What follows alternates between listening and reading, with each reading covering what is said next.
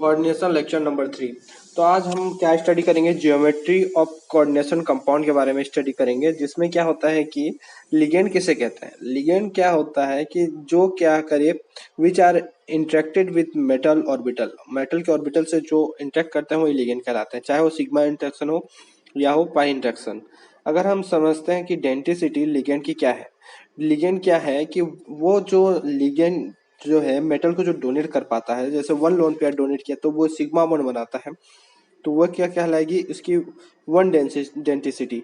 तो number of lone pair donated to metal ion at a time, एक particular समय में वो कितना डोनेट कर रहा है मेटल आयन को, वही उसकी डेंसिटी कहलाती है। जैसे अमोनिया में वन लोन पेयर होता है, उसकी डेंसिटी 1 है। तो क्या ये लोन पेयर पर डिपेंड करता है कि कितने लोन पेयर हैं इस लिगेंड में? नहीं, उस पर डिपेंड नहीं करता। जैसे number of factor affecting density में देखते हैं, सबसे पहला number of donor site. Donor site में क्या है, अमोनिया के पास 1 लोन पेयर है, उसकी डेंसिटी 1 है। H2O में क्या है, उसके लोन पेयर 2 हैं, लेकिन उसकी डेंसिटी फिर भी 1 है। और OH माइनस में ये 2 डोनेशन कर सकता है, एक सिग्मा और पाई, फिर भी इसकी डेंसिटी 1 है। तो यहाँ पर हमने देखा कि लोन पेयर पे भी डिपेंड नहीं कर रहा है, न कि डोनेशन सिग्मा और पाई करने पर भी डिपेंड नहीं कर रहा है। मतलब कि अगर कहीं पर 2 लोन पेयर हैं, लेकिन उनमें से केवल एक ही डोनेट कर रहा है, तो भी डेंसिटी 1 होगी। और H2O 2 होने के बाद भी एक डोनेट क्यों कर रहा है? क्योंकि उसके जो फ्रंटियर मॉलिक्यूलर ऑर्बिटल में उसके नॉन बॉन्डिंग में 1 लोन पेयर प्रेजेंट होता है, सॉरी उसके फ्रंटियर मॉलिक्यूलर ऑर्बिटल में 1 लोन पेयर होता है, जिसको वो डोनेट कर पाता है। लेकिन OH माइनस क्या होता है कि ये एक सिग्मा इंटरेक्शन भी कर सकता है और एक पाई इंटरेक्शन भी कर सकता है। पर हम जानते हैं कि पाई क्या है, बैक बॉन्डिंग है, और बैक बॉन्डिंग जो है स्यूडो बॉन्ड कहलाता है। जो कि बैक बॉन्डिंग एक क्या होना चाहिए, कॉन्सेप्चुअल बॉन्ड है, मतलब कि ये एक्चुअल बॉन्ड नहीं है जिसे हम क्या बोल सकें, एक बॉन्ड के तौर पर रिप्रेजेंट कर सकें। क्योंकि ये स्यूडो बॉन्ड है, इसलिए ये बॉन्ड में काउंट नहीं होगा, और जब बॉन्ड में काउंट ही नहीं होगा तो इसको डेंसिटी हम कैसे काउंट कर सकते हैं। इसलिए OH माइनस को हम 1 डेंसिटी से रिप्रेजेंट करते हैं। इसके पाई बॉन्ड को हम कभी भी क्या से नहीं रिप्रेजेंट करते हैं, उसके डेंसिटी में काउंट नहीं करते हैं। अगर हम देखते हैं तो क्या NH2 डाई एमीन क्या होता है, इसमें 2 डोनर साइट है, लेकिन दोनों डोनर साइट सेम है। और अगर ये डोनेट करते हैं तो क्या होगा, 3 मेंबर रिंग बनाएगा। एक साथ डोनेट करते हैं तो हाई स्ट्रेन होगा, जिसके कारण क्या होगा कि ये अनस्टेबल हो जाएगा, और ऐसा नहीं बनता है। लेकिन क्या देखते हैं कि हम कार्बन के साथ जो 3 मेंबर रिंग ऑर्गेनिक में देखते हैं, वो तो स्टेबल होता है। स्टेबल नहीं, कम से कम इतना तो होता है कि वो बनता है। क्यों बनता है? क्योंकि ये ऑर्गेनिक मतलब कार्बन जो है नॉन मेटल है, और नॉन मेटल क्या करते हैं कि अपनी ऑक्टेट कंप्लीट करने के लिए बॉन्ड बनाते हैं, और एक 3 मेंबर रिंग बनाकर ये लेस स्टेबल हो लेकिन बनाते जरूर हैं। पर क्या होता है, इस टाइप के रिंग को चिलेट रिंग कहते हैं। लेकिन मेटल क्या होते हैं, ये हाईली, इनको ऑक्टेट कंप्लीट नहीं करना होता है, किसकी तरह, नॉन मेटल की तरह। तो ये इस तरह के कॉम्प्लेक्स अनस्टेबल कॉम्प्लेक्स नहीं बनाते हैं। अगर हम कॉन्सेप्ट देखें तो 3 मेंबर रिंग जो चिलेट रिंग है वो अनस्टेबल होता है। 4 मेंबर रिंग जो होता है अनस्टेबल तो होता है पर कंडीशनली फॉर्म होता है, जैसा हाई कोऑर्डिनेशन कॉम्प्लेक्सेस में ये फॉर्म होता है। और जैसे 5 मेंबर रिंग को अगर देखें तो ये मोस्ट स्टेबल होता है, मोस्टली यही बनता है। 6 मेंबर रिंग भी स्टेबल होता है, थोड़ा लेस होता है कंपेरिजन टू 5, पर ये 4 से ज़्यादा स्टेबल होता है। अगर रिलेटिविटी स्टेबिलिटी को देखें तो 5 सबसे ज़्यादा स्टेबल, फिर 6, फिर 4 होता है। ये नॉन एरोमेटिक में है। पर अगर हम एरोमेटिक चिलेटिव रिंग में देखें तो 6 सबसे ज़्यादा स्टेबल हो जाता है एरोमेटिसिटी के कारण, उसमें रेजोनेंस जो प्रेजेंट होता है उसके कारण। उसके बाद 5 मेंबर रिंग आता है।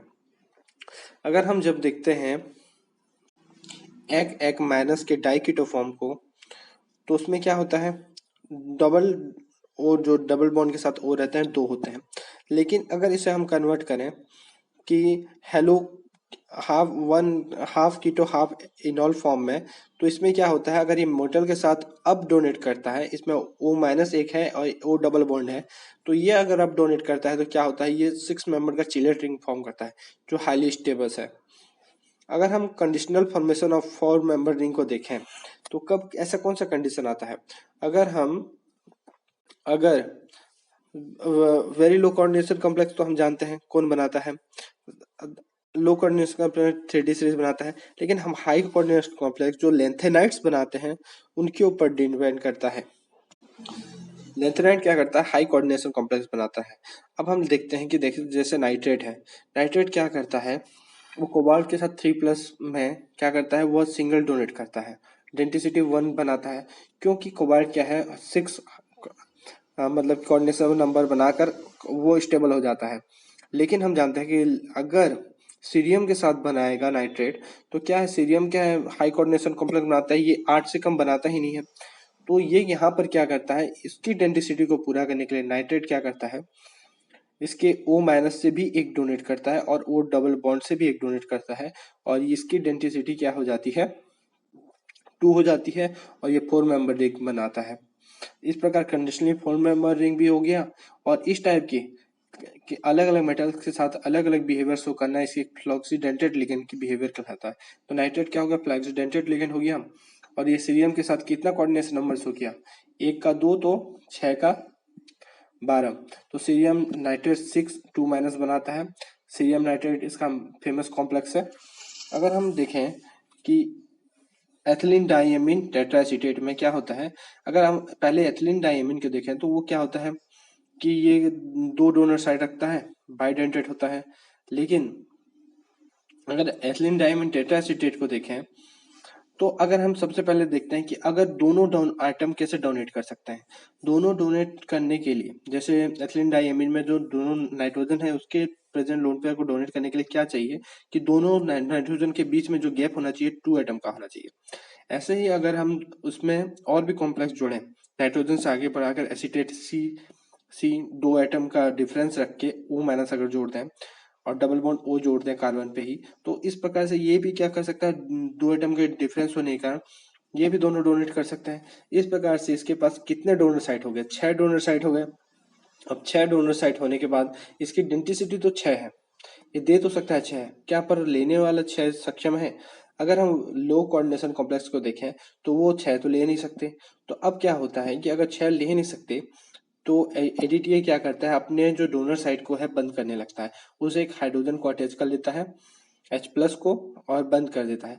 तो मतलब अगर हम एडीटीए 4- देखें तो वो 6 डोनेशन टेंडेंसी रखता है डेंसिटी, और एडीटीए 3- को देखें तो 5, EDTA H2 2- को देखें तो 4, EDTA S3- को देखें तो 3 डेंसिटी रखता है।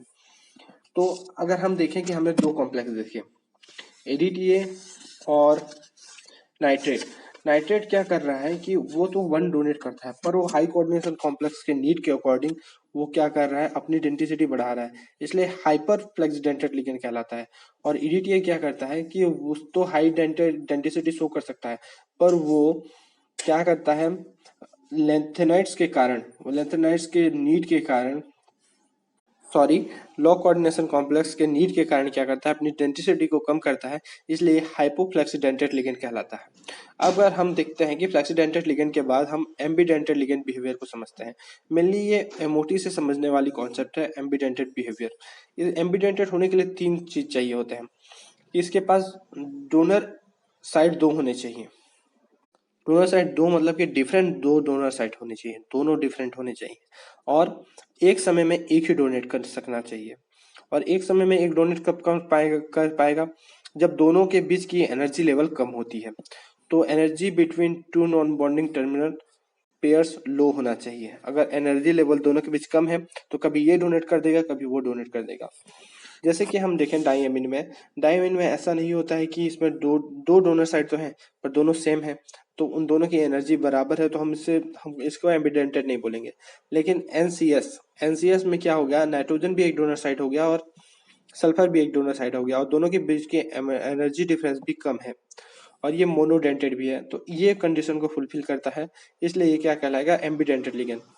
तो अगर हम देखें कि एमओटी से इसका स्टडी करें, इनके नॉन बॉन्डिंग ऑर्बिटल्स की ही, तो एससीएन में क्या हो गया कि सल्फर और नाइट्रोजन के बीच जो इलेक्ट्रोनेगेटिविटी डिफरेंस है वो लो है, जिसके कारण इसके बीच के जो डोनर इलेक्ट्रॉन है उनके बीच की जो दूरी है वो कम है। तो मतलब कि 2 जो नॉन बॉन्डिंग इलेक्ट्रॉन पेयर्स की जो दूरी है वो कम है, तो ये कभी सल्फर से भी डोनेट कर सकता है, नाइट्रोजन से भी डोनेट कर सकता है।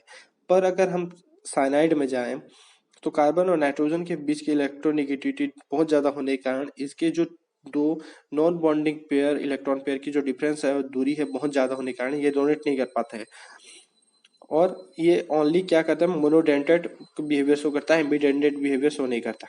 ऐसे ही कार्बन मोनोऑक्साइड में भी यही फिनोमिना वर्क करता है।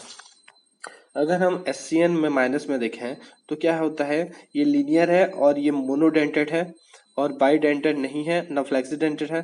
हाँ, ये एम्बीडेंटेड बिहेवियर जरूर शो करता है। और NO2 माइनस में क्या होता है, ये बेंड शेप का होता है और ये मोनोडेंटेड भी है और बाईडेंटेड भी है, फ्लेक्सीडेंटेड भी है और ये नाइट्रोजन ऑक्सीजन दोनों टर्मिनेशन देने के कारण ये एम्बीडेंटेड भी है। पर जब हम देखते हैं NO3 माइनस में तो इसमें क्या हो जाता है कि अब जो है इससे जुड़े हुए ऑक्सीजन तो समान ही है, हालांकि उसमें अलग अलग जो रेजोनेंस के बाद ये समान हो जाते हैं। तो मोनोडेंटेड भी है ये, बाईडेंटेड भी, फ्लेक्सीडेंटेड, लेकिन ये एम्बीडेंटेड बिहेवियर शो नहीं करता। इसके बाद दो donor atom at a time नहीं है। एसीटेट क्या है, ये मोनोडेंटेड भी है, बाईडेंटेड भी है, फ्लेक्सीडेंटेड भी है, लेकिन ये भी एम्बीडेंटेड नहीं है। और CO क्या है, ओनली मोनोडेंटेड है। और डाईएमीन क्या है, ये भी ओनली मोनोडेंटेड ही है। और सल्फेट क्या है, ये मोनोडेंटेड है, बाईडेंटेड है और फ्लेक्सीडेंटेड है, लेकिन ये एम्बीडेंटेड नहीं है। अब हम केपर्ट मॉडल को स्टडी करते हैं। जैसे कि हमने अमोनिया में देखा है कि उसकी स्ट्रक्चर क्या होती है, उसकी पिरामिडल होती है। क्यों, उसमें एक प्रेजेंट जो लोन पेयर है वो क्या होता है, हाइब्रिड ऑर्बिटल में होता है, जिसके कारण वो स्टोकेमिकली एक्टिव होता है और ये इसमें क्या करता है, रिपल्सन क्रिएट करता है, जिसके कारण क्या होता है, इसकी से पिरामिडल हो जाती है। और ZnCl4 2 माइनस में देखें तो इसमें जो होता है वो लोन पेयर इसके प्योर d ऑर्बिटल में प्रेजेंट होते हैं और इसके s और p ऑर्बिटल जो है वैकेंट होते हैं। इसके 3D में क्या होता है, सारे भरे हुए रहते हैं और 4s4p खाली होने के कारण उसमें क्या होता है, जो Cl4 के जो लोन पेयर हैं वो आके बैठते हैं और इनके बाद जो बॉन्ड बनता है वो क्या बनता है, टेट्राहेड्रल फॉर्म करता है स्ट्रक्चर। लेकिन अगर इसकी ज्योमेट्री अगर क्या है, टेट्राहेड्रल, पर इसमें क्या होता है, इसके 5-5 लोन पेयर है तो रिपल्सन इसको ज़्यादा क्रिएट करना चाहिए। पर हम जानते हैं कि अनहाइब्रिड ऑर्बिटल में प्रेजेंट लोन पेयर कभी भी रिपल्सन क्रिएट नहीं करता है, चाहे वो अनहाइब्रिड ऑर्बिटल S, P या D कोई भी हो। उसमें क्या होता है, जैसे ऊपर साइड से जितना रिपल्सन क्रिएट करेगा उसके अपोजिट साइड से भी उतना ही रिपल्सन क्रिएट करके इसके रिपल्सन को मेंटेन कर लेता है, जिसके कारण इसमें रिपल्सन नहीं होता है।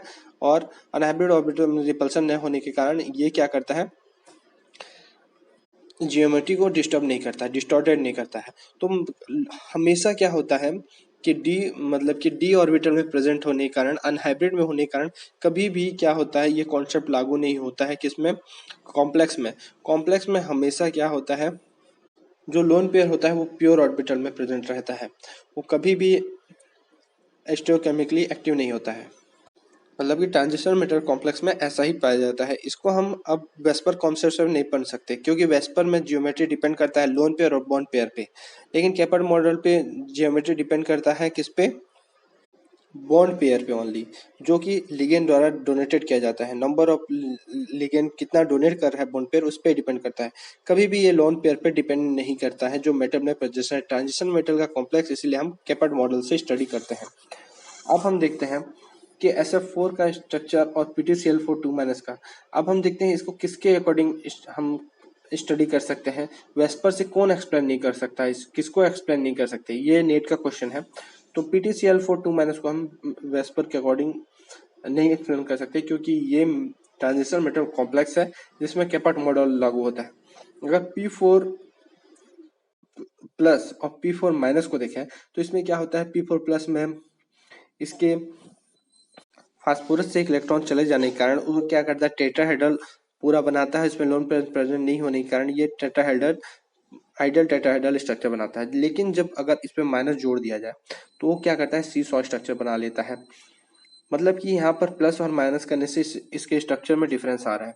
लेकिन अगर हम देखें ट्रांजिशन मेटल कॉम्प्लेक्स या फिर मेटल कॉम्प्लेक्सेस में क्या होता है कि अगर इसमें अगर हम प्लस और माइनस करते हैं, मतलब एक इलेक्ट्रॉन बढ़ा दें या एक इलेक्ट्रॉन घटा दें, तो उससे क्या होता है कि उसमें वो जो फील होता है इलेक्ट्रॉन, वो डी ऑर्बिटल में होने के कारण वो उसके शेप और जियोमेट्री में चेंज नहीं लाता है। ये भी केपर्ट के द्वारा बताया गया था। मतलब अगर हम d6 + x के कारण d6 और या फिर न्यूट्रल d8 और -x के कारण d10 अगर देखें तो ज्योमेट्री में कोई चेंजेस नहीं आएगा। सारी की ज्योमेट्री क्या होगी, टेट्राहेड्रल होगी। अगर हम हेड्रल मान लिया जाएगा और टेट्राहेड्रल ही बना रहे हैं तो टेट्राहेड्रल होगी। अगर ऑक्टाहेड्रल होना होता तो ऑक्टाहेड्रल ही आता। मतलब डी इलेक्ट्रॉन में प्रेजेंट लोन पेयर का कोई रोल जियोमेट्री में नहीं होता है। किसके? ट्रांजिशन मेटल कॉम्प्लेक्सेस के। और इसी से कॉन्सेप्ट आता है कि वेस्पर क्या कहता है, count of lone pair plus sigma bond for hybridisation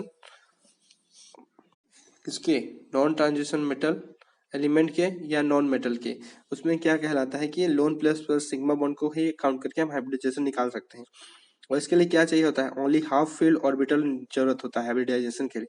लेकिन कैपर्ड मॉडल क्या कहता है कि अगर हम कॉम्प्लेक्सेस की निकालें तो ये सिग्मा बॉन्ड ओनली को काउंट करेंगे। Sigma only is counted for hybridisation for transition metal के लिए सिग्मा को ही काउंट करते हैं।